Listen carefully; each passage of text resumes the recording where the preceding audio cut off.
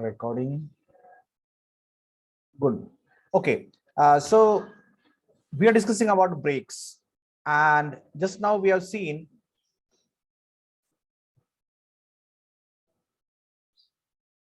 So this is our syllabus for brakes.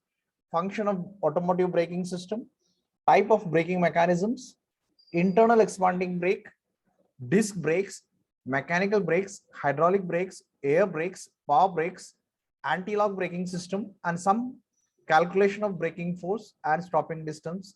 So this calculation, obviously, as you know, we have the online examination, and considering the the time availability for completion of the syllabus, which is very less, I will go for this particular numerical parts at the end.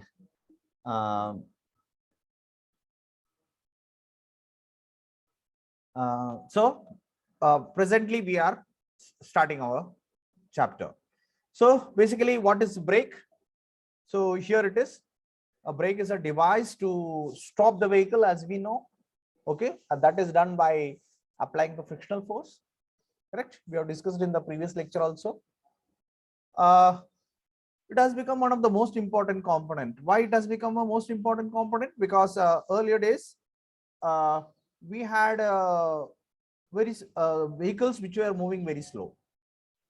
बैलगाडी नंतर चाक लाकडाची होती, त्याच्यानंतर थोडेसे modification झालं गाडीचे. So slowly it started developing, and with development the speed increased, and when the speed was less, there was no much danger of accident. And as the speed increases, the danger of accidents increases, and therefore the role of the brake has been becoming more and more important. Nowadays, when the speed is more around 200, 250, 300 kilometers, we have vehicles moving with such a speeds, and therefore the role of brakes becomes very much important. Now, here the term comes the smallest possible time. That is, when a vehicle driver sees the emergency for application of the brake. So after seeing the brakes, he decides to brake and actually applies the brakes. And after application of the brake by the driver, there is some again lag, and the brake actually applies. So there is some actual time lag in between, and by that, in this particular time lag, the vehicle tends to move certain distance. So that is what we call as the stopping distance, and that stopping distance has to be kept minimum as far as possible. Then this is done by converting the kinetic energy of the vehicle into heat energy. So since we are using the principle of friction for application of the brakes, so what we do is the kinetic energy possessed by the wheel is being now absorbed in from it, and it is being converted into heat. And the mechanism what we use for this is what we call as the brake. Okay, so the principle of friction is being used. So here that is much important, because the principle has to be utilized in such a manner that the heat has to be liberated to atmosphere in a proper manner. Now, purpose of braking therefore becomes the stopping of the vehicle, reduce the vehicle speed. So not only stopping, whenever we want to reduce the speed, still we apply the brake, change the kinetic energy into heat energy, and hold the vehicle stationary when unattended. So if you want to stop a stationary vehicle, ensure that a stationary vehicle should not move on its own due to some external forces or due to any reason. Okay, so we have what we call as a parking brakes. Now moving ahead, frictional energy frictional principle is used to convert the energy, the kinetic energy, into heat energy, and therefore the temperature of the brake lining. So the brake lining means the region which comes into contact with the brake drum for application of the brake, that is called as a brake lining. So the brake lining, the temperature goes around 600 Fahrenheit. So a very high temperature. So therefore there is a necessity of cooling. So the requirement, when you think of a requirement of the brake, the requirement comes as there should be some proper provision of cooling. म्हणजे break लावायचं म्हणजे नुसतं काहीतरी त्याला चाकाला थांबवायचं नाहीये, गाडीला थांबवायचं नाहीये. तर the requirement is that here आपण त्याला फ्रिक्शन वापरल्यामुळे फ्रिक्शन वापरून हीट तयार होणार आहे आणि ती हीटचं डिसिपेशन करणं सुद्धा it is a part of the design. आता मागच्या वेळी आपण जसं डिस्कस केलं, we have static friction, we have dynamic friction. तर कुठल्या प्रकारचं फ्रिक्शन द्यायचं आहे that we have to decide. Coefficient of friction किती ठेवायचं. Okay, so if you because depending on the coefficient of friction we have to use a proper surface design and the material has to be selected. Okay, depending on the speed and the stopping distance required. म्हणजे जर समजा तुम्हाला कमीत कमी अंतरावर थांबवायचं असेल तर तुम्हाला फ्रिक्शनल कोएफिशियंट जास्त ठेवावं लागेल, जेणेकरून तुम्हाला अंतर स्टॉपिंग डिस्टन्स कमी करता येईल. परंतु फ्रिक्शनल कोएफिशियंट जास्त म्हणजे नक्की बेसिकली काय, तर we have can we keep the frictional coefficient to such a value that the braking efficiency become 100%? No, कारण आपण जर अचानक ब्रेक मारला तर there is a tendency of overturning the vehicle, so there is a actually it is more dangerous.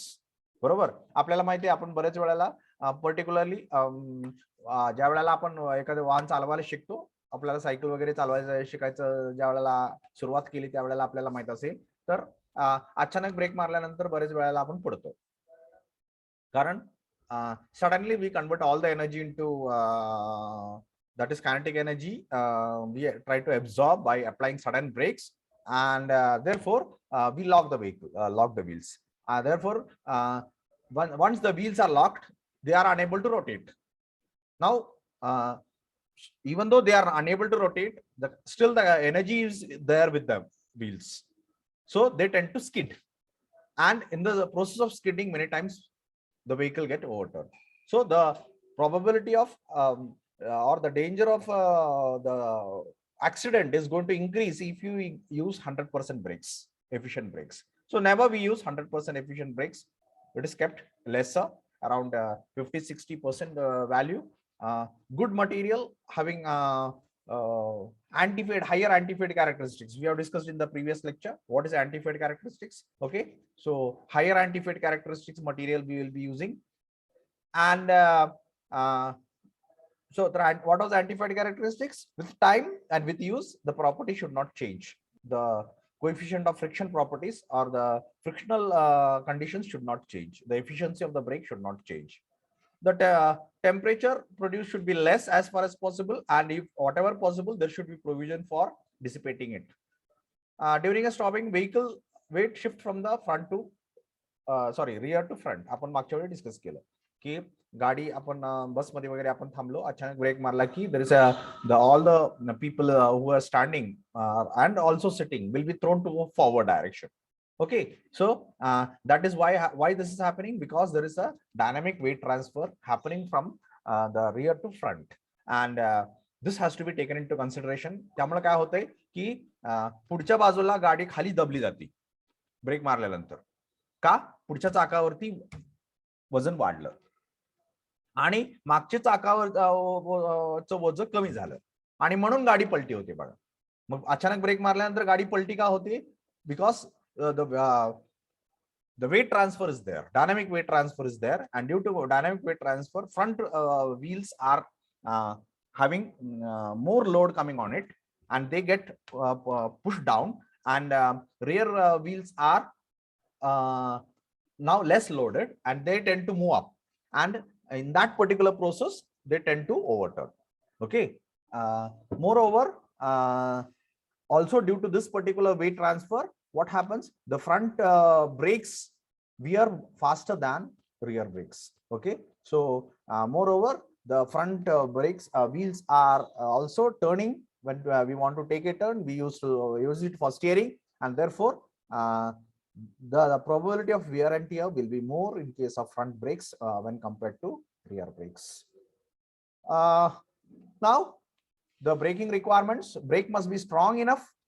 It should be strong, बरोबर आहे, कारण एवढं सगळं त्याला काम करायचं आहे, एनर्जी काढून घ्यायची आहे, कायनेटिक एनर्जी काढून घ्यायची आहे, त्याला हीट मध्ये कन्वर्ट करायचं आहे आणि डिसिपेट करायचं आहे. तर आणि what is the amount of energy? Huge amount of energy. बरोबर, some HP power we are giving to the wheels and that much energy it has to sustain. मग तेवढं सस्टेन करायचं असेल तर the braking component should be strong enough, and it should ensure that the brake should ensure that the vehicle is going to stop within the minimum distance in an emergency, or rather anytime whenever we brake we expect that the vehicle should stop in a minimum distance.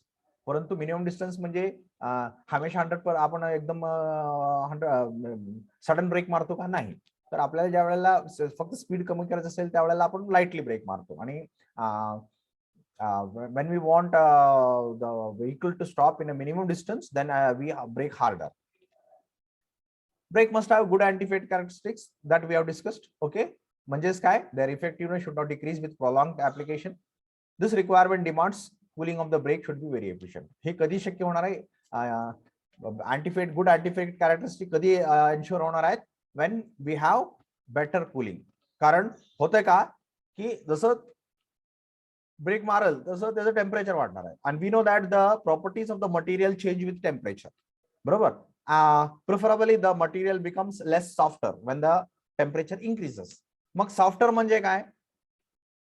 The hardness increases, the coefficient of friction is going to decrease. म्हणजेच काय? तर as the temperature goes on increases, the coefficient of friction decreases, or in other words, the efficiency of the brake is going to decrease. म्हणजे आपण जास्त वेळ गाडी चालवली, बरेच वेळाला ब्रेक मारला की हळूहळू त्याची एफिशियन्सी कमी व्हायला लागते. So that is very important. So immediately whenever the heat is being produced inside, that there should be proper provision to take out that particular heat and ensure that the braking system including the brake drum and brake liner etc should be kept cooler. Frictional resistance, we were yesterday talk about frictional resistance between the two. Dry friction, so we are here, we have the dry friction and we have the greasy friction here. We have discussed yesterday. We have viscous friction in the bearings. Okay, greasy friction in the bearings here where we apply the grease. Here in the cooling system we have the viscous friction. Okay, and moreover we should also consider when we design a brake, we should also consider the kinetic friction, that is friction between the parts when they are in motion with respect to each other, and friction when they are at rest. Okay, so the kinetic friction and static friction has to be taken into consideration, and so yesterday we also discussed this point that we have to take into consideration the friction between the two surfaces which are in contact, 2 points where the friction is coming into contact. One is the wheel and the road surface. बरोबर, तिथलं friction सुद्धा महत्वाचं आहे, कारण तिथलं friction शेवटपर्यंत राहिलं तर व्हील तुमचं रोल होत राहील, रोलिंग होत राहील, आणि तिथलं जर फ्रिक्शन कमी झालं तर इट स्टार्ट स्किडिंग. म्हणून बघा आपल्याला पाणी पडलेल्या रस्त्यावर किंवा ऑइल पडलेल्या रस्त्यावर काय होतंय, vehicle tends to skid. Why? The friction decreases. Friction decreases. म्हणजेच काय, so that is also important. म्हणजे आपण थोडं जरी ब्रेक मारला तरी तिथं गाडी स्किड होण्याचे चान्सेस असतात ऑइली सरफेस असेल तर. का? कारण the friction has been decreased. So that the friction between the tire and the road is also equally important for braking, as much important as the friction between the brake liner and the brake drum. Okay, so now moving ahead, different types of brakes. So we have service brakes, म्हणजे in general आपण वापरतो त्याला service break म्हणतात. They are also called as primary brakes. Okay, and they are used to reduce the speed or stop the vehicle. Emergency brakes, preferably these brakes are used वेगवेगळ्या application मध्ये आपल्याला माहिती आहे emergency brakes असतात. म्हणजे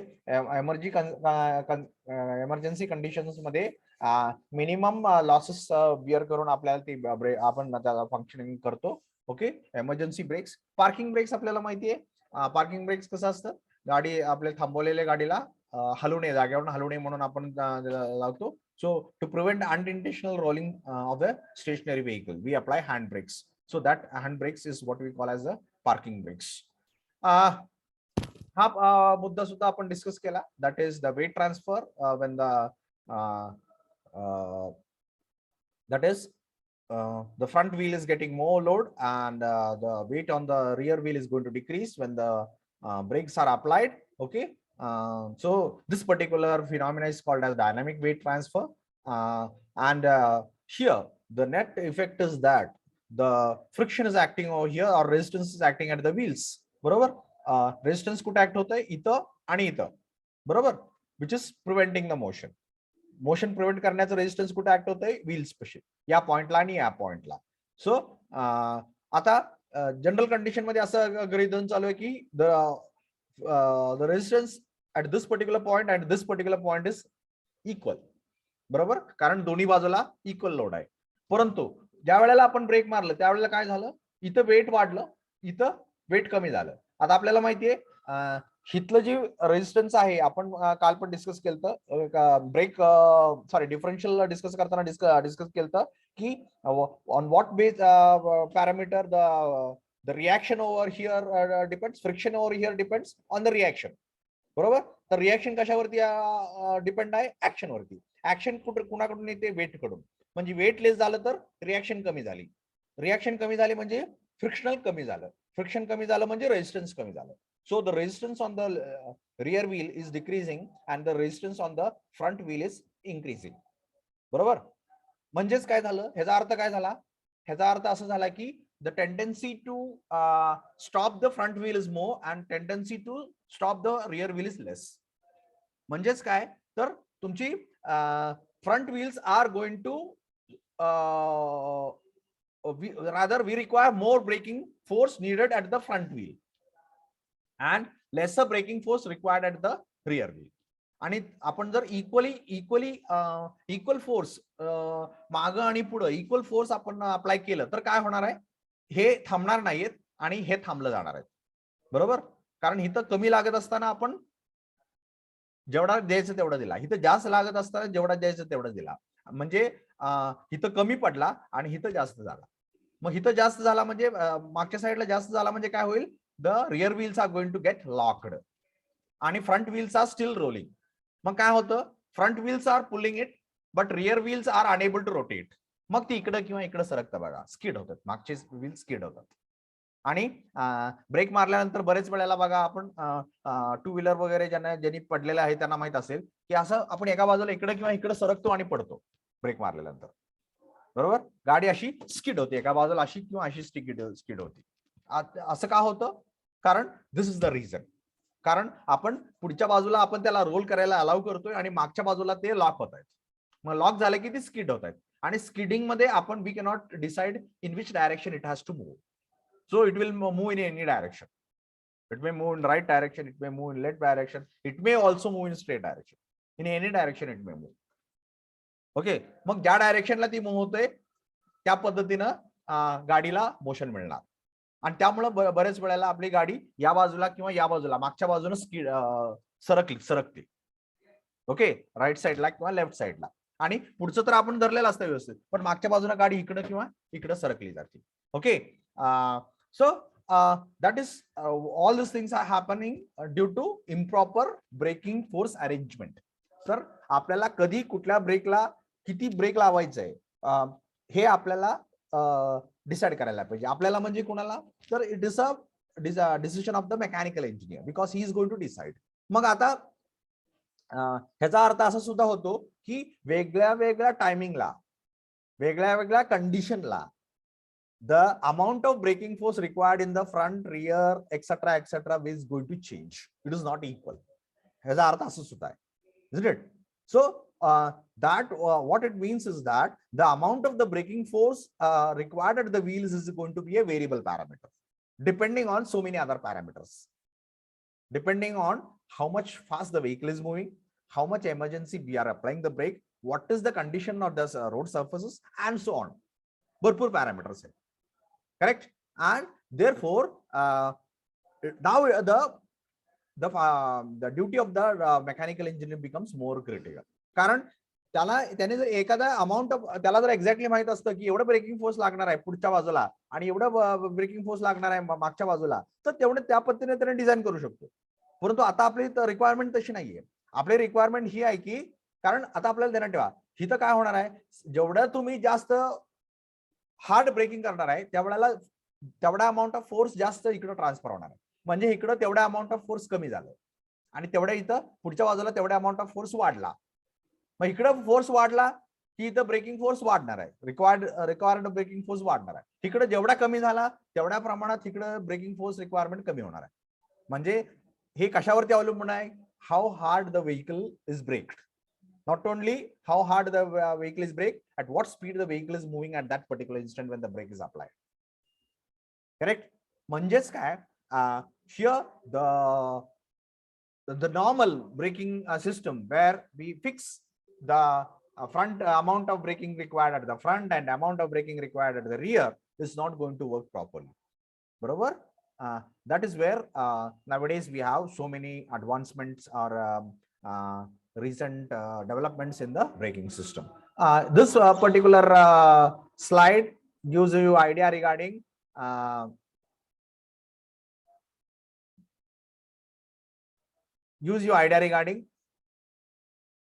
the how the energy is being conversion is happening. Okay, so the vehicle is moving, it has produced some energy. The energy is in the form of kinetic energy, and we can consider the kinetic energy is being acting at CG of the vehicle.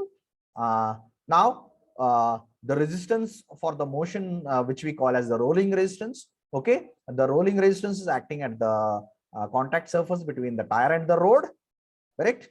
And where we are applying the brake, we are applying the brake at the brake drum and the lining contact surface. बघा, CG इथे act होते, resistance इथे act होते आणि आपण brake कुठे लावतो, इथं. See the contradiction. बरोबर? म्हणजे all the limitations are, so many limitations are there. कारण आपण इथं ब्रेक लावू शकत नाही, इथं ब्रेक लावू शकत नाही. बरोबर? मग आपण दुसरीकडे ब्रेक लावतो आणि कायनेटिक एनर्जी कुठे आहे, CG मध्ये. CG म्हणजे वी कन्सिडर इट. तर कायनेटिक एनर्जी इथं आहे, रेजिस्टन्स इथं आहे आणि ब्रेक आपण इथं लावतो. Correct? So the system becomes a bit complicated. Okay, so this is just to tell you regarding how much complicated the brakes are. Now friction between the drum and the shoes or pad or and rotor slows the car. म्हणजे drum brake आणि तुमचं drum brake आणि drum brake lining, बरोबर? हे break drum आहे आणि याच्या आतमध्ये अशा प्रकारे तुमचं ब्रेक लाइनिंग बसवलेलं असतं, बरोबर? तर ही जी इथलं फ्रिक्शन आहे, that is going to slow the car, that is responsible for slowing the car. बघा, म्हणजे इथं जी हा ड्रम आहे आणि हा ब्रेक ड्रम झाला, याला म्हणायचं ब्रेक लाइनर. तर या लाइनर, ब्रेक लाइनरच्या आणि ब्रेक ड्रमच्या मधला जो कॉन्टॅक्ट सरफेस एरिया आहे किंवा कॉन्टॅक्ट फ्रिक्शन आहे, that friction is responsible for slowing down the vehicle. How? This friction slows the wheel first, and since wheels are connected to the vehicle tends to slow down. Barabar? Now this is in case of drum brakes, and in case of disc brakes it is again the same. इथं तुमचं wheel आहे, त्या wheel वरती आपण एक disk बसवलेला आहे आणि त्या डिस्कला आपण थांबवतोय, डिस्कला स्लो डाऊन करतोय. Okay, using frictional pads. तर इथं फ्रिक्शनल पॅड्स ह्याच्या आतमध्ये बसवलेले आहेत, ह्याच्या आणि डिस्कच्या दोन्ही बाजूला, आणि आपण ते फ्रिक्शन पॅडला असं दोन्ही बाजूने दाबतोय जेणेकरून त्याचं स्पीड कमी होईल. नाव since the disc is connected to the wheel gets slow down, and since wheel gets slow down, the vehicle gets slow down. The friction between tire and road stops the car. See, contradictory things are coming into picture. इथं आपण काय म्हटलं, friction between drum and shoes or the pads, frictional pads and the rotor, that is responsible for slowing the car, but the friction between the tire and the road is going to stop the car. That is going to decide when the vehicle is going to stop, and this is going to decide how much slow we are going to make the vehicle. म्हणजे actually what it means is that the friction at both the locations are important. Okay, म्हणजे हा तुमचा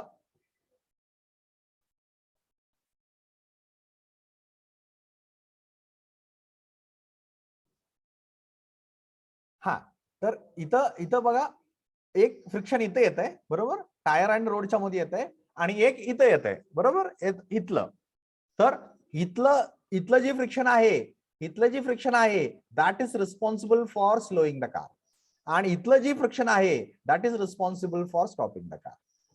बघा, म्हणजे आपल्याला break design करायचं म्हणजे नुसतं इथल्या आतल्या गोष्टी कन्सिडर करून नाही चालणार. म्हणजेच काय, तर we have to consider the condition of the road, condition of the tire, the design of the tire, okay, type of the road, frictional coefficient which is offered by that particular road, the vehicle speed, and so many parameters.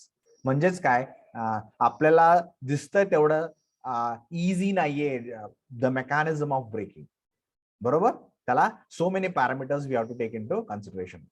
So when the vehicle comes to stop, most of the weight is shifted to the front, बरोबर. हे तर तुम्हाला दाखवलंय बघा. So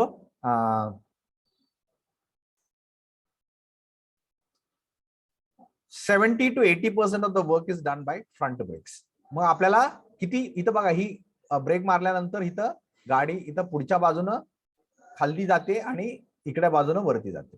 so that is what is being demonstrated. आणि किती amount आहे, 70 to 80% of the work has to be done at the front wheel. Braking force required is 70 to 80%. म्हणजे जेवढं टोटल लागतंय त्यातलं 70 to 80% वर्क आपल्याला फ्रंट साइडला करावं लागते, आणि 30 to 40% वर्क आपल्याला रिअर साइडला करावं लागते.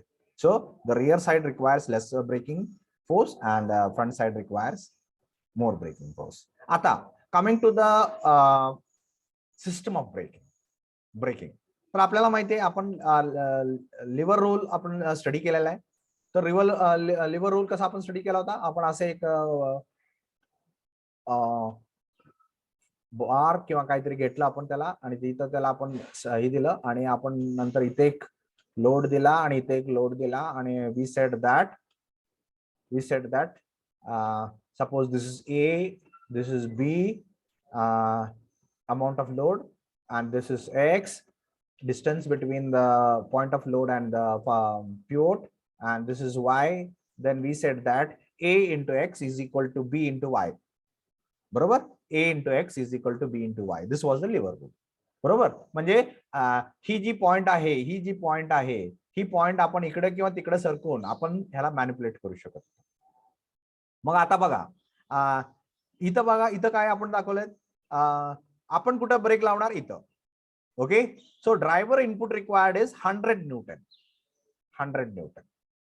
and the distance from here to here, what is this point? This is your fulcrum, this is your pivot. So this is your pivot point, okay, pivot or fulcrum, whatever you call it as pivot. आता pivot point पासून ही pivot point आहे, या pivot point पासून ही जी distance आहे त्याच्याबद्दल बोलतोय. So that distance is this much here, from here to here. So that is 144 metre. So 100 multiplied by 144, 100 multiplied by 100 force acting over here. Okay, this much force is acting over here, correct? So 100 Newton is being acting at a distance of 144 is equal to 36 multiplied by sorry, इथं ही distance आहे ती pivot इथं नाहीये, sorry, I'm wrong. Pivot is here, not here. Pivot is here. Here it is a pivot. एकाच रॉडला pivot दिलेले आहेत, बरोबर. तर इथं pivot आहे. So the total distance is this much, 144. आणि इथलं आउटपुट कुठनं काढले, at a distance of 36 millimeter. इथून इथपर्यंत आउटपुट काढले, बरोबर. म्हणजे हा ब्रेक इथं फ्रेमला कनेक्ट केलाय, आणि त्याच्याच अलीकडे दुसरी एक लिंक इथं जोडले, आणि इथून आपल्याला this particular motion is given to for the application of the brake, बरोबर. म्हणजे हा तुमचा पॉइंट ऑफ कनेक्शन, हे तुमचं ब्रेक पेडल, आणि इथूनच काय केलं, इथूनच एक लिंक जोडली आपण, आणि ह्याचं कनेक्शन आपण ब्रेकला दिलं, बरोबर. आणि इथंही कनेक्टेड कशाला आहे, स्टेशनरी फ्रेमला पिवटेड आहे. मग आपण ज्या वेळेला ही मूव्ह करू त्यावेळेला काय होणार आहे, ही लिंक सुद्धा मूव्ह होणार आहे. मग आपल्याला इथं किती फोर्स लागल्यानंतर इथं किती फोर्स मिळतोय त्याच्याबद्दल आपण डिस्कस करतोय. So 100 newtons applied by the driver and distance is 144, that is equal to 36 multiplied by x amount, and that x amount comes to be 400 Newton. That means here we get 4:1 pedal ratio, or here the braking force is multiplied by 4 times using this particular Leverland rule principle. म्हणजे आपल्याला basically आपल्याला माहिती आहे, steering मध्ये पण आपण discuss केलं की जेवढा फोर्स स्टिअरिंग वरती ड्रायव्हर लावणार आहे त्याच्यापेक्षा जास्त फोर्स आपल्याला व्हीलला लागणार आहे. मग आपण तिथं काय केलं, गिअरबॉक्स दिला. तर तसंच इथं आपण इथं काय करतोय, इथं इनिशियली मेकॅनिकल सिस्टम मध्ये आपण इथं या लिव्हर रूल वापरला कुठं, ब्रेक पेडल मध्ये, आणि तिथं आपण त्याला 4 टाइम्स इथं आपण केलं इथं या केसमध्ये बरं का. हे तुम्ही किती पण करू शकता depending on the conditions in that particular vehicle. म्हणजे आता मग असं आहे की याचा अर्थ असा आहे की ही जेवढी लांब घेऊ आपण तेवढा आपल्याला जास्त फोर्स इथं मिळणार आहे, जास्त फोर्स इकडं मिळणार आहे. जेवढं ही अंतर वाढवू आपण, ही पॉईंटचं अंतर इकडे वाढवत जाऊ. हे जर समजा 144 अजून इकडं 36 वाढवलं, अजून इथं 36 वाढवलं, तर दिस विल बिकम 500. बरोबर. म्हणजे इथं 36 वाढवलं तर किती होईल, 3 and 6, सो इट बिकम्स 170. बरोबर, सॉरी 180. तर इथं 180 घेतलं, बरोबर आहे की नाही, 180 ना, 4 + 6 1, या, सो 180. इथं 180 mm घेतलं, then this will become 500 newtons. परंतु ब्रेक कुठंतरी असं वरच्या बाजूला हँग करायचा आणि खाली ब्रेक लावायचा, how much feasible that is, so it is not feasible. मग आपल्याला त्याला काहीतरी लिमिटेशन येतं आणि मग त्या हिशोबाने आपण त्याला ही करतो, म्हणजे रिस्ट्रिक्ट करतो. So what can be the maximum length हे फाइंड आउट करतो. Okay, so this is the using lever rule for multiplying the braking force applied by the driver. So the driver has applied 100 Newton force and the actual force coming for the application of the brake is 400 Newton. बरोबर, multiplied by 4 times in the pedal itself. म्हणजे pedal ची मेकॅनिझमच आपण अशा प्रकारे design केली. So this is again the design part. This is again a design part for the driver, sorry, designer. Okay, where the the pedal, brake pedal for the driver, given for the driver. Okay, so that is being designed in this particular manner. म्हणजे आपण सुरुवातीलाच ठरवणार की आपल्याला ड्रायव्हरनं किती force maximum लावा लागणार आहे, मग त्याच्या हिशोबाने ते आपण ब्रेक पेडल डिझाइन करणार, जेणेकरून आपल्याला कळेल की बाबा तिथे किती मल्टिप्लिकेशन आपल्याला द्यावं लागणार आहे. बरोबर. So that is about the आणि आता ही जर 400 न्यूटन सफिशियंट असेल आपल्या ब्रेकिंगला, तर आपण ही मेकॅनिकल लिंकेज यूज करून आपण डायरेक्टली देऊ शकतो. परंतु अजून पण आपल्याला वाढवायचं असेल आपल्या ब्रेकिंगसाठी लागणारा, म्हणजे जसं मी सांगितलं, जसं स्पीड वाढलं तसं ब्रेकिंगची इंटेन्सिटी वाढते. बरोबर. मग इंटेन्सिटी वाढलं म्हणजे ब्रेकिंग फोर्स रिक्वायरमेंट वाढली. मग ब्रेकिंग फोर्स रिक्वायरमेंट वाढली म्हणजे may be this 400 Newton is not sufficient. मग आपल्याला अजून ह्याला मल्टिप्लाय करावं लागेल. Then we have to use some another again mechanism to multiply this particular force. Now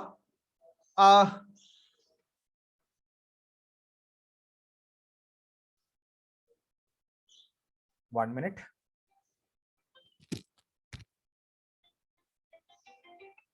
hello, हा बोला. मी लेक्चर चालू आहे माझं, थोड्या वेळानं करू का?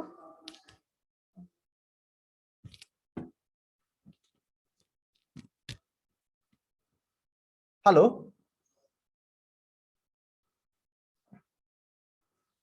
am I audible now? Can somebody confirm? Yes, sir. Okay, thank you.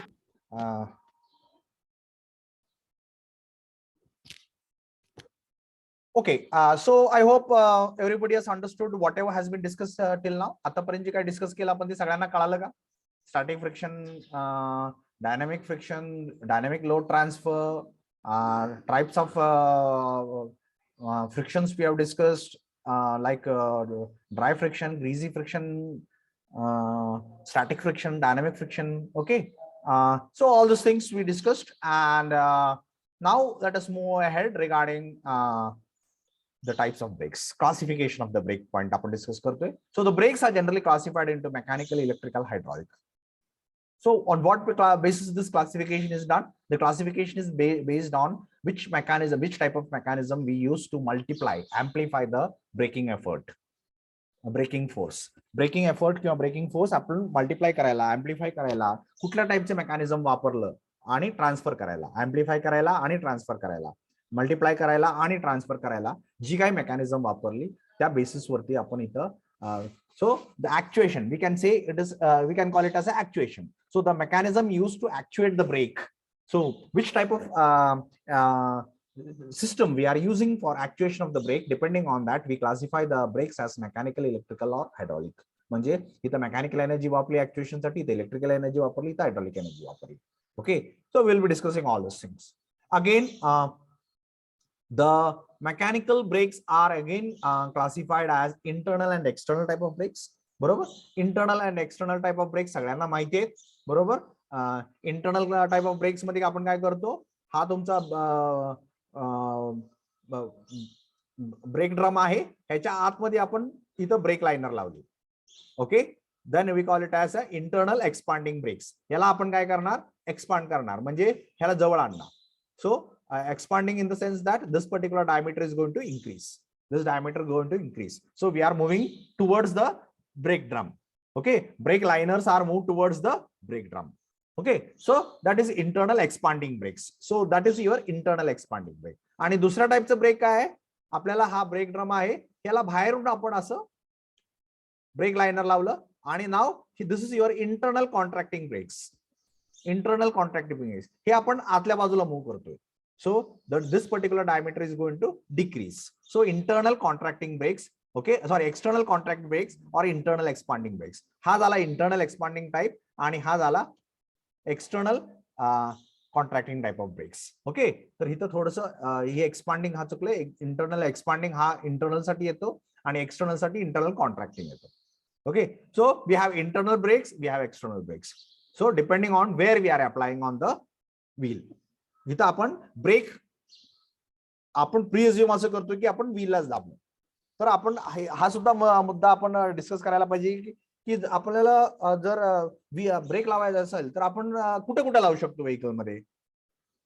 बरोबर, कुठे कुठे लावू शकतो, तर ज्या कुठून पॉवर येते, इंजिन कडून पॉवर येते, कुठं जाते, व्हीलला जाते आणि व्हील मध्ये त्याचं रोटेशन रोटरी मोशन मध्ये कन्वर्ट होतंय, जी रोटरी मोशन आपल्याला व्हेकलला पुढे ढकलणार आहे.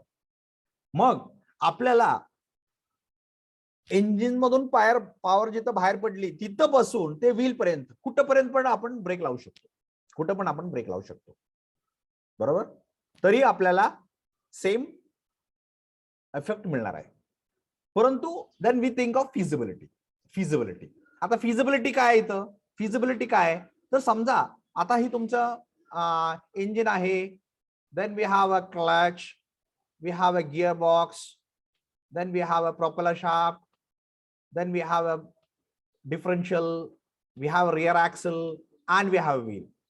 म्हणजे आपण इथपासून ते इथपर्यंत, बरोबर, इथपासून ते इथपर्यंत कुठेही आपण ब्रेक लावू शकतो असं आपण डिस्कस करतोय. म्हणजे क्लच मध्ये लावू शकतो, गिअरबॉक्स मध्ये लावू शकतो, प्रॉपेलर शाफ्ट मध्ये लावू शकतो, डिफरन्शियल मध्ये लावू शकतो, रिअर ऍक्सेल मध्ये लावू शकतो, व्हील्स मध्ये लावू शकतो. आता मग आपण कुठं लावणं जास्त इफेक्टिव्ह आहे, तर त्याच्यासाठी आपल्याला समजा असं विचार करूया की आपण क्लच मध्ये ब्रेक लावले. क्लच मध्ये ब्रेक लावला तर काय होईल, इथं अजून ब्रेक नाहीये, इथं ब्रेक कुठंच नाहीये, ब्रेक आपण इथं लावला. बरोबर, परंतु इनर्शिया ऍक्ट होणारी, इनर्शिया जी आहे ती इनर्शिया इथं पण ऍक्ट होणार. म्हणजे अजून चाक फिरायला प्रयत्न करतोय आणि तुम्ही क्लचला थांबवायचा प्रयत्न करताय. काय होणार, क्लच एका म्हणजे थोडक्यात असं होणार की क्लच एका दिशेने फिरतंय आणि चाक दुसऱ्या दिशेने फिरतायत असं होणार. And there will be some damage in this particular components. बरोबर, म्हणजे इथं कुठेही लावलं तर तीच इफेक्ट होणार आहे. म्हणजे आता समजा ह्या प्रॉपेलर शाफ्टला तुम्ही ब्रेक लावला, that is also a very good location. म्हणजे शाफ्ट आहे आणि शाफ्टला थांबवायचं. बरोबर, ह्या शाफ्टला थांबवलं म्हणजे इकडे जाणारी पॉवर थांबली. I am applying the brakes, no problem. But what is happening, wheel has a tendency to rotate. So wheel is trying to rotate in this direction and I'm trying to stop it. What has happened? This particular shaft will shear. This particular shaft will shear. का? इथं मी थांबवायचा प्रयत्न केला, हा चाक अजून ह्याला फिरायचा प्रयत्न करतोय, चाक ह्याला फिरवायचा प्रयत्न करतोय, कारण चाकामधली इनर्शिया आहे, डायनामिक इनर्शिया आहे, that will tend to keep the vehicle rolling wheel in a rolling condition. So that will result in the shearing, okay, shearing damage of the propeller shaft. So the most one of the most suitable location is preferably easiest location or simple location is the shaft, propeller shaft, कारण तिथं काहीच complication नाही, फक्त आपल्याला बाहेरून असं दाबायची व्यवस्था केली की ब्रेक लागला.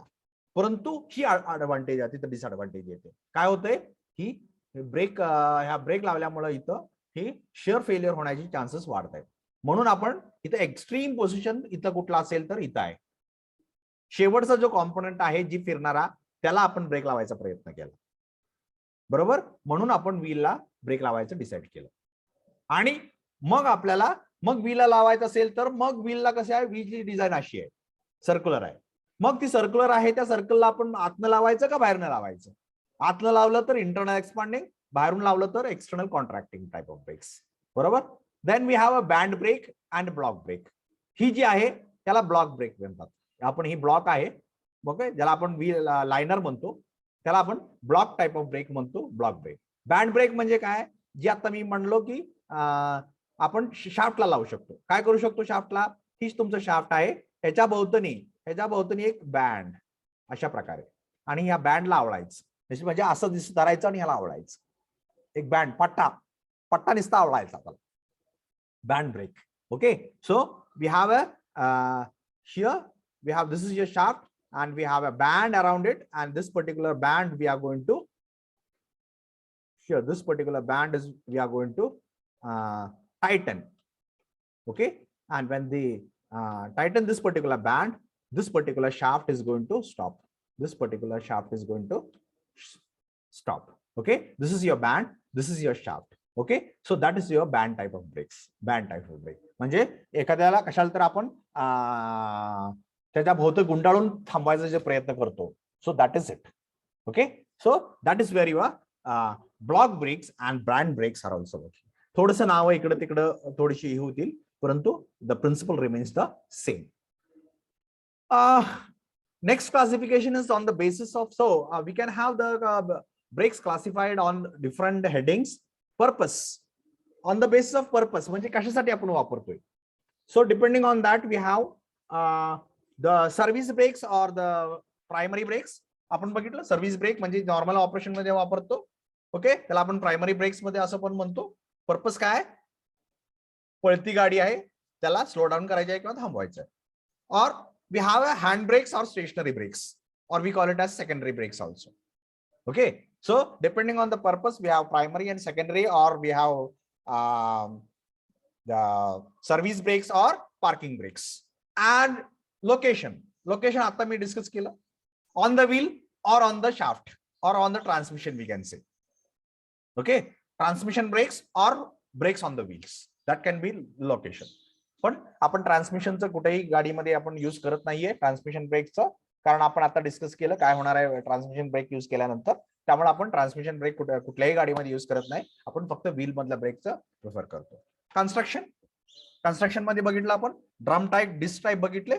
ओके, ड्रम टाईप आणि डिस्क टाईप आपण आता बघितले. So that was on the basis of construction.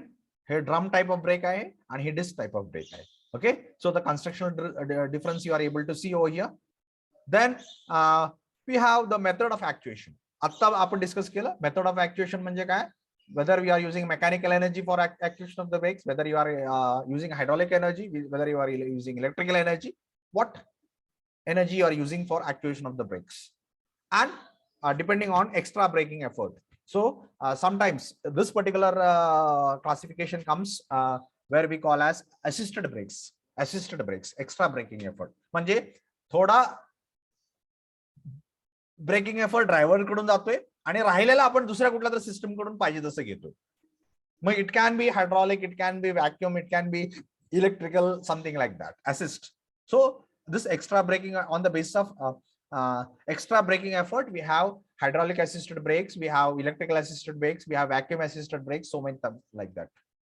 म्हणजे ह्याचा कॉन्सेप्ट काय तुम्हाला समजला असेल की बेसिकली आपण थोडासा आपला ब्रेकिंग एफर्ट आहे तो नॉर्मल मेकॅनिकल पद्धतीने घेतला, म्हणजे ड्रायव्हरने अप्लाय केला, त्याला मल्टिप्लाय करून किंवा कसं पण करून आपण ती व्हील पर्यंत पोहोचवलं. परंतु आपल्याला जर तेवढा सफिशियंट नसेल तर मग आपण काय करणार, अजून एखाद्या कुठल्या एनर्जी सोर्सची मदत घेणार. So it is called as assisted brakes. So we have the purpose for the point of view. We have classified the service or primary brake, parking or secondary brakes. Here we discuss location, on the transmission or on the wheel, construction, brake type, drum or disc type drum, actuation, mechanical brakes, hydraulic brakes, electric brakes, vacuum brakes, air brakes, by-wire brakes. Okay, so these are the different classification. So here the question can be, what are the different classification of the brakes? Then you should be in a position to write about this particular. किंवा एखादा on the basis of purpose how the brakes are classified म्हटलं तर तुम्हाला primary आणि secondary किंवा service brake आणि parking brake असंच तुम्हाला सांगता आलं पाहिजे. On the basis of location how the brakes are classified, किंवा वेगळ्या वेगळ्या कुठल्या तर टाईपचे ब्रेक लिहिलेले आहेत, आणि म्हणजे primary brake, secondary brake, transmission brake, brakes on wheels, and you are asked out of this which are the brakes which are based on the purpose, classification of the breaks on purpose. तर तुम्हाला तिथं primary किंवा secondary असेल तर ते answer तुम्हाला लिहिता आलं पाहिजे. बरोबर. तर असे वेगवेगळे तुम्हाला एमसीक्यू किंवा थेरॉटिकल क्वेश्चन विचारू शकतात. तर इथं तेच परत फूट ब्रेक, हँड ब्रेक. तर जनरली परत what we are using for application of the brake, whether driver hand is being used or pedal foot is used, based on that we have the foot brake or hand brake. This we have discussed. Where we are applying the brakes, front wheel or rear wheel, we have on that particular classification we have the front wheel brake, rear wheel brake. Then we have just we now discussed about internally expanding and externally contracting brakes. Okay, म्हणजे आतून असं दाबतायत का बाहेरून असं दाबतायत. आतून असं दाबत असेल तर इंटरनल एक्सपांडिंग, बाहेरून असं दाबत असेल तर internal contracting, sorry external contracting. So that is this. And now this is your mechanical brake, shoe type of brake, आणि याला आपण ब्रेकिंग मेकॅनिझम असतो म्हणतो. Okay, shoe type of brake. So this is your brake shoe, आणि ह्याच्यावरती आहे त्याला brake liner म्हणायचं. हा लायनर, ब्रेक लायनर, हा ब्रेक शू, आणि ह्याच्या बाहेर येतो तो ब्रेक ड्रम. बरोबर, ह्याच्या बाहेर येतो ते ब्रेक ड्रम. म्हणजे थोडक्यात काय तर तुमचा हा लोखंडी असा जो ड्रम असतो त्याला आपण ब्रेक ड्रम असं म्हणतो, गोल. त्याच्या आतमध्ये एक लोखंडी असा भाग येतो त्याला आपण हे ब्रेक शू असं म्हणालो, शू. आणि ह्या ब्रेक शू वरती काहीतरी लेदर किंवा रबरचं पॅड असतो त्याला आपण ब्रेक लायनर असं म्हणतो. बरोबर. आणि मग आपण ह्याला काय करतो, याला मूव्ह करायची व्यवस्था करतो, आणि ह्याच्यामध्ये फ्रिक्शन तयार झालं की मग आपण त्याला म्हणतो the brake is applied. So this is your brake drum. हा झाला तुमचा बाहेरचा जो दिसतोय तो ब्रेक ड्रम आहे, हा ब्रेक ड्रम आहे. बरोबर, हा ब्रेक ड्रम, हा ब्रेक ड्रम आणि ब्रेक लायनरच्या मध्ये कॉन्टॅक्ट येतो, आणि ब्रेकचा लायनर जो आहे तो ब्रेक शू वरती बसवलेला असतो. Okay, so this is your single block shoe और शू टाइप ऑफ ब्रेक, आणि तो दिसायला असं दिसतो, इंटरनल एक्सपांडिंग. बरोबर. तर इथं काय आहे, हा तुमचा हा लायनर आहे, सॉरी हा ब्रेक ड्रम आहे. हा दिसतोय तो पांढरा दिसतोय तो ब्रेक लायनर आहे. ही लोखंडी भाग दिसतोय तो हा ब्रेक शू आहे, आणि ह्याच्यावरती ही जी काळी ही दिसतंय, so that is your brake liner. ही दिसतंय ती ब्रेक लायनर, ही दिसतंय ती युअर ब्रेक लायनर. म्हणजे brake drum, brake liner, brake shoes. Okay, so we move the brake shoes towards the brake drum. Okay, and when we move that, the liner comes into contact with the drum. Brake liner comes into contact with the brake drum. So this is surface contact, and due to friction between this particular two surfaces, the kinetic energy in the brake drum is being converted into heat energy. Okay, so this is your, तुम्हाला आता इथं मी drum काढला बाजूला, आणि मग breaking mechanism कसं दिसतंय ते इथं दाखवलंय. तर this is your drum type of brake, drum type of brake, ज्याच्यावरचा ड्रम काढून टाकलाय आता. बरोबर, ड्रम ह्याच्या बाहेर नसणार आहे. बरोबर, ड्रम कुठला आहे, हा ड्रम, ह्या पांढरा दिसतोय तो ड्रम. बरोबर, ही त्याचा बेस आहे, ही त्याचा बेस आहे. तर हे ड्रम ह्याच्यावरती कॉन्टॅक्ट मध्ये येणार. बरोबर, ती आपण बाजूला काढला, त्यानंतर ही आपल्याला असं दिसतंय, आणि ही जी दिसतंय ह्याला आपण ब्रेक शूज असं म्हणतो. बरोबर, आणि ही दिसतंय ह्याला ब्रेक लायनर असं म्हणतो. Shoes press against the spinning surface. बरोबर. शू आपण रोटरी सरफेसच्या वरती दाबतो. In this system the surface is called as a drum. So this is your drum. कुठला ज्याच्यावरती आपण दाबतो त्या सरफेसला आपण ड्रम म्हणतो, जी इथं काढून टाकलाय. The drum brakes have more parts than disc brakes. Number of parts are more in case of drum brakes and are harder to service. Service साठी थोडंसं डिफिकल्ट आहे compared to disc brake, but they are less expensive to manufacture. परंतु cost कमी आहे. बरोबर. Easy to manufacture and the cost is less. Therefore, drum brakes are generally used than disc brakes. But from the point of view of number of parts, disc brakes are having less number of parts, and the braking efficiency is good, and maintenance point of view also better to, we have better or lesser maintenance in case of disc brakes than in case of drum brakes. बरोबर. कारण त्याचं कारण आपण discuss करूच. Okay. when applied the brakes, the wheel cylinder pushes the brake shoes. आता इथे wheel cylinder कुठून आला, तर इथं हायड्रॉलिक ब्रेक्स आहे असं कन्सिडर करून आपण एक नाव इथं ह्याला, इथे एक hydraulic piston and cylinder arrangement आहे, त्याला आपण व्हील सिलेंडर असं नाव दिलं. तर या सिलेंडर मध्ये काय होतं, इकडं ऑइल येतं. ही ऑइल आल्यामुळं हा शूज आहे तो, हा पिस्टन आहे तो या साईडला लेफ्ट साईडला, आणि हा पिस्टन आहे तो राईट साईडला मूव्ह होतो. आणि हा पिस्टन आहे तो या ब्रेक ड्रमला, सॉरी ब्रेक शूजला, आणि इकडचा पिस्टन आहे तो या ब्रेक शूजला कनेक्टेड आहे. मग हा पिस्टन जर बाहेर निघाला तर हा ब्रेक शूज आहे तो लेफ्ट साईडला दाबला जाणार, आणि हा ब्रेक शूज आहे तो राईट साईडला दाबला जाणार. म्हणजे ह्याच्या मध्ये या ब्रेक लायनरच्या आणि ब्रेक ड्रमच्या मध्ये जी काही गॅप आहे ती फिल आउट होणार, आणि then the liner come in to contact with the drum surface. Okay. आणि here we have the hinge. म्हणजे इथं हिंज केलंय, इथं हिंज केलंय, म्हणजे हे असं मूव्ह होणार आहे. ही पॉइंट अशी मूव्ह होणार नाही. या पॉइंट वरती तुम्ही काय करताय, इथं फोर्स लावताय. ओके. वरच्या बाजूला फोर्स लावताय आणि इथं हिंज आहे त्याच, म्हणजे हा असं मूव्ह होणार, हा असं मूव्ह होणार नाही. समजून घ्या बरं का, कारण इथं हिंज आहे. So the hinge is here. So here the motion will be less, here the motion will be more. बरोबर का. असं दाबल्यानंतर इकडं मोशन जास्त होतं, इथं वरच्या साईडला जिथं तुम्ही ह्याला मोशन देताय त्या साईडला मोशन जास्त आहे, आणि इथं मोशन कमी आहे. इथं मोशन कमी काय, तर इथं हिंज आहे. This is not going to move like this. इथून या कॉन्टॅक्ट मधून बाहेर येणार नाही. तर या पॉइंटला हिंज ठेवून हा मूव्ह होणार आहे. म्हणजे जसं लांब लांब लांब लांब अंतर जाईल, म्हणजे आता समजा तुम्ही एक रॉड घेतला आणि इथं हिंज केलं, इथं जर ही मूव्ह केलं, समजा इथं असं मूव्ह झाला, तर इथं बघितलं का, इथं मॅक्सिमम मोशन आहे, इथं मॅक्सिमम मोशन आहे, आणि इथं मिनिमम मोशन आहे. बरोबर का. म्हणजे हिंज पॉइंट पाशी मिनिमम किंवा झिरो मोशन असतं, आणि हिंज पासून जसं जसं लांब जाऊ, आता हाच पार्ट आपण काय केला, इथं असा केलाय, आणि इथं हिंज आहे. म्हणजे आणि तुम्ही आता इथं मोशन देताय, तर इथं मॅक्सिमम मोशन होणार, इथं मॅक्सिमम मोशन होणार, आणि इथं मिनिमम मोशन होणार.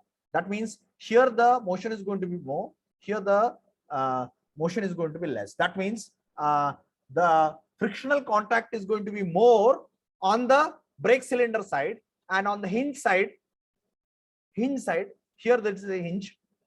On the hinge side, the frictional contact will be less. बरोबर. इथं कॉन्टॅक्ट जास्त कमी आहे, इथं कॉन्टॅक्ट जास्त तयार होतो. म्हणजे the brake force is going to apply more over here and it is going to be less over here. याचा अर्थ असा झाला. म्हणजे त्या सरफेसवरती इक्वली आपण दाबत नाहीये, एका बाजूला जास्त दाबतोय, एका बाजूला कमी दाबतोय. So that is going to result in the vibration. Okay. and that is where the slipping is going to come. Okay, slipping is going to come and the vibration is going to come, preferably when we apply the brakes very hard. बरोबर. हा झाला तुमचा mechanism, हे असं असतं. बरोबर. हा brake shoe झाला तुमचा, सॉरी ब्रेक सिलेंडर झाला. ओके. ब्रेक सिलेंडर, या सिलेंडर मध्ये ऑइल आलं, ह्यात ऑइल आले की इकडचं पिस्टन इकडे मूव्ह होणार, इकडचं इकडे पिस्टन मूव्ह होणार. इथला पिस्टन आहे तो याला कनेक्टेड आहे, इकडचं पिस्टन आहे तो याला कनेक्टेड आहे. बरोबर. आणि इथं हिंज आहे. आता हा पिस्टन इकडे मूव्ह झाला की हा बाहेर आला, हा बाहेर आला, इथं हिंज आहे. Around this particular pivot this is going to move, around this particular pivot this is going to move. Okay, so that is how the drum brakes are acting. आता parking brakes, how they are acting. Parking brakes मध्ये पण break mechanism कुठली पण असू शकते, म्हणजे तुमचा drum असू शकतो किंवा डिस्क टाइप ऑफ ब्रेक असू शकतो. फक्त इथं काय application of the brake, how it is going to be activated, actuation mechanism is going to be changed. Okay, they are generally part of rear brakes. Rear brakes generally आपण rear brakes ला parking brakes मध्ये consider करतो, front brakes ला consider करत नाही. Are operated mechanically with the help of lever and cables. आपल्याला माहितीये हातामधून आपण एक लिव्हर ओढला की काय होतं, ही केबल ओढली जाते आणि ही केबल ओढलं की इथलं जी ब्रेक मेकॅनिझम आहे ती ऍक्टिवेट होतं आणि ड्रम असेल तर ते ड्रम बाहेर expanding, internal expanding type of brake असेल तर ते ड्रम शूज आहे ते ड्रम कडे जातात आणि तिथं कॉन्टॅक्ट तयार होतं आणि त्या पॉइंटला जाऊन थांबतं. So until very huge force is applied or we release the brake, the wheels are not going to rotate. Okay, in this particular case. And generally असं म्हटल्याप्रमाणे they are hand operated. Okay, hand operated. आपल्याला अशा प्रकारचे break आपण बघितलेले आहेत, बरोबर. आणि अशा प्रकारचे मेकॅनिझम असतं. या मेकॅनिझम मध्ये काय होतंय, इकडे ओढल्यामुळं हे असं बाहेर एक्सपांड होतं. अशा प्रकारची मेकॅनिझम तयार केली असते. इथं बघा, हे ओढलं की काय होतंय, ही जी लिंकेज आहे ती इकडे जाते, ही लिंकेज आहे ती इकडे ओढते. म्हणजेच काय, तर हा ओढला जातोय, हा ओढला जातो आणि the brake get actuated.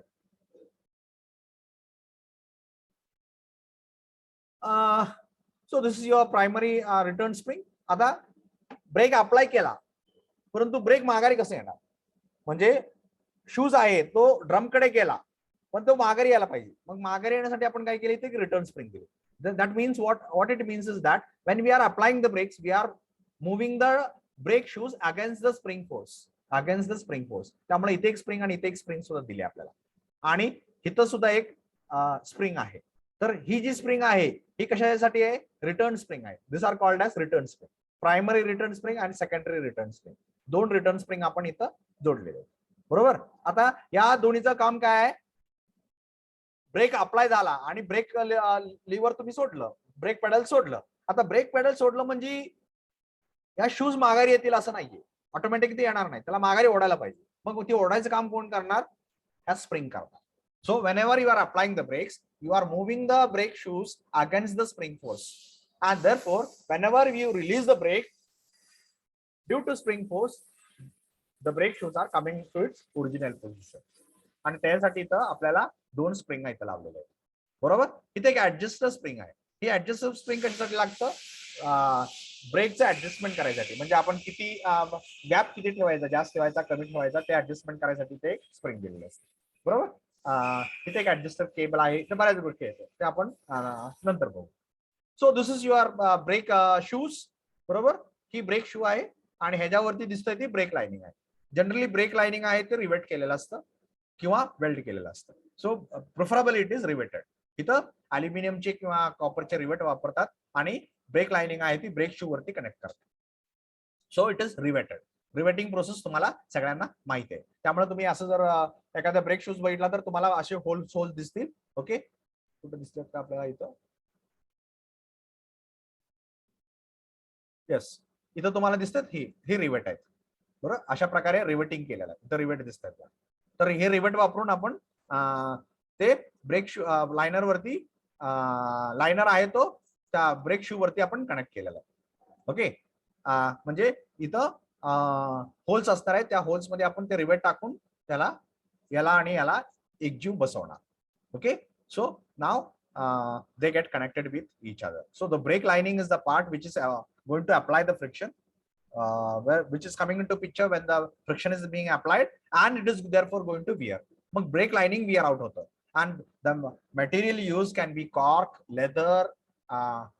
We have modern materials like with steel inserts. Okay, we have inserts with the steel powder. Okay, so many type of materials are there depending on the requirement of friction. Friction's requirement प्रमाणे वेगवेगळे material आपण वापरतो. We are also going to discuss about that also. तर हा झाला तुमचा liner. ह्या liner वरती इथं रिवेट केल्यानंतर हा झाला तुमचा शू. शू वरती लाइनर बसवला. आता ते इथं बसवलं, इथं तुमचं शू आला बरोबर, आणि हा ड्रम ज्या वेळेला ह्याच्या बाहेरून असं आपण टाकू बरोबर, देन ह्याच्यावरती ही ड्रम टाकू त्यावेळेला तुम्हाला बाहेरून असं दिसतं. आता या ड्रमला, हे ड्रम इथं व्हील आहे, चाक इथं बसवणार आहे, ह्याच्यावरती बसवणार आहे, म्हणजे त्या ड्रमला फ्रिक्शन आलं की व्हीलला फ्रिक्शन आलं, व्हील थांबलं जातं बरोबर. फ्रिक्शन कोण देते? लायनर कशावर बसवलाय? ब्रेक शू वरती. ब्रेक शूला कोण मूव्ह करतंय? व्हील सिलेंडरला ऑइल कुठून येते? ब्रेकिंग सिस्टम मधून, हायड्रॉलिक ब्रेकिंग सिस्टम मधून. इथं मेकॅनिकल सिस्टम पण असू शकते, म्हणजे इथे कॅम बसवलेला असतो आणि इथं 2 फॉलोअर बसवलेला असतो. मग तो कॅम असा रोटेट झाला की कॅम अशा प्रकारे ऍडजस्टमेंट केलं असतं की तो कॅम फिरला की ही 2 पिस्टन बाहेर जातात. अशा प्रकारे पण मेकॅनिझम असते. I will show that also. तर that is about your brake lining. Linings are bonded or riveted to disc बरोबर. डिस्क म्हणजे इथं ब्रेक शूज.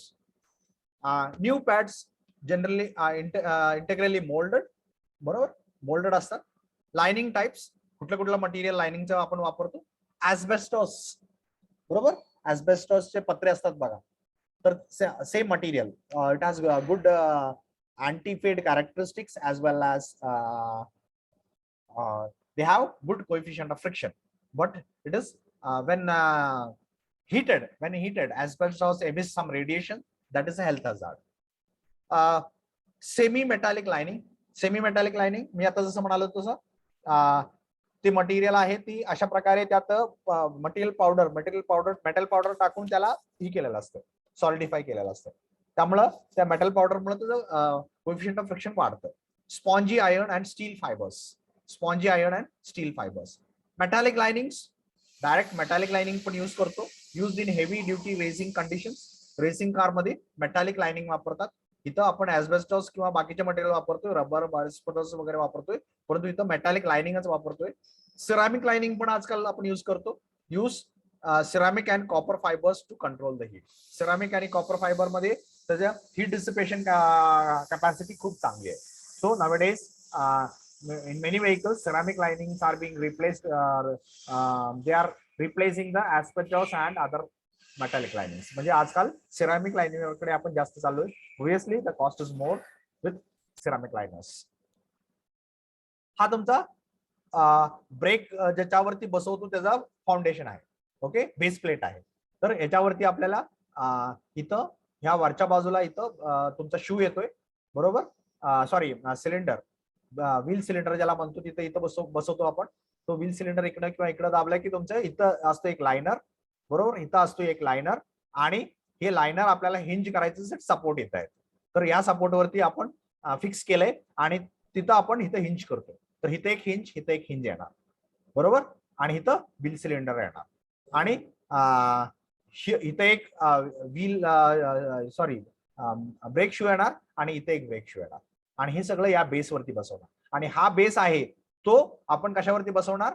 हा व्हील बेस आहे तो आपण ऍक्सेलच्या केसिंग वरती, म्हणजे ज्यावेळेला आपण ऍक्सेलचे वेगळे केसिंग शिकलो बघा, त्यावेळेला आपण असं डिस्कस केलं की हा आतला ऍक्सेल आहे जे रोटेट होतं, डिफरन्शियल कडून येतंय, आणि इथं बाहेर त्याला एक केसिंग येतं, बाहेर इथे एक केसिंग येतं बरोबर. या केसिंग वरती आपण असं म्हणलो होतं की या केसिंग वरती आपल्याला सस्पेन्शन सिस्टम कनेक्ट करतो. सस्पेन्शन सिस्टम म्हणजे जे तुमचे ही असतात काय मध्ये ते कमान पाटे, ते इथं बसवलेले असतात, ह्याच्यावरती किंवा ह्याच्यावरती बसवलेले असतात.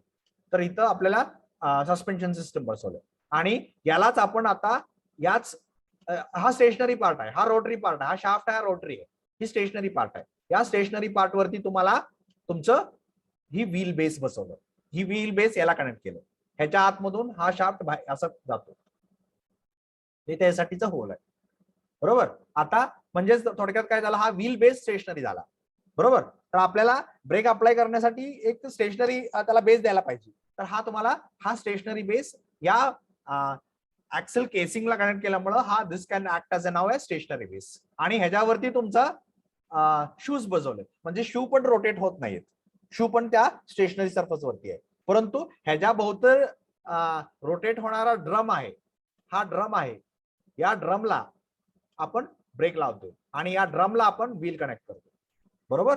तर इथं व्हील येणार तुमचं, इथं व्हील येणार, बरोबर, इथं व्हील येणार,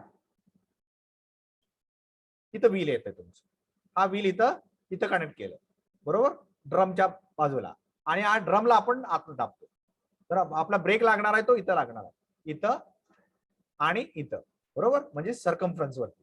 आपल्याला या व्ह्यू मध्ये दोन सर्फस आपण दाखवले, बरोबर.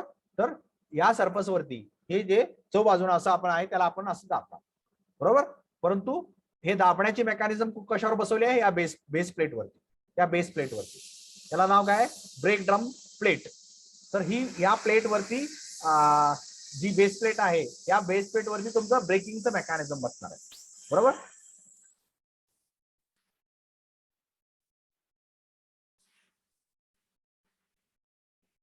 हा तुमचा बँड ब्रेक कसा असतो? तर पूर्वीच्या काळात बँड ब्रेक वापरला जायचा, बरोबर. जुन्या गाड्या तुम्ही बघितल्या टू व्हीलर वगैरे, तर त्यात तुम्हाला बँड ब्रेक दिसतील, असं एक मेकॅनिझम असायचं बघा. आणि ती ओढलं की इथं ही जी आहे ही मेकॅनिझम ऍक्टिव्हेट व्हायची आणि ते असं दाबला जायचा, असं वर्नर दाबला जायचा. तर हे अशा प्रकारचे मेकॅनिझम असायची. आणि ही ज्या वेळेला तुम्ही असं ओढला, हे इकडं ओढलं, हे इकडं असं ओढलं, म्हणजे हे इकडं ओढतंय बघा, हे इकडं ओढलं की या फलक्रम वरती ही पॉइंट मूव्ह होणार, म्हणजे ही बाहेर जाणार. हे इकडे गेलं की हे इकडे जाणार, हे इकडे गेले की हे इकडे ओढलं जातं, हे इकडे ओढलं गेले की हा इथं दाबला जातो. म्हणजे हा शाफ्ट आहे तो किंवा हा ड्रम आहे तो त्याच्या बाहेरून आपण दाबतो.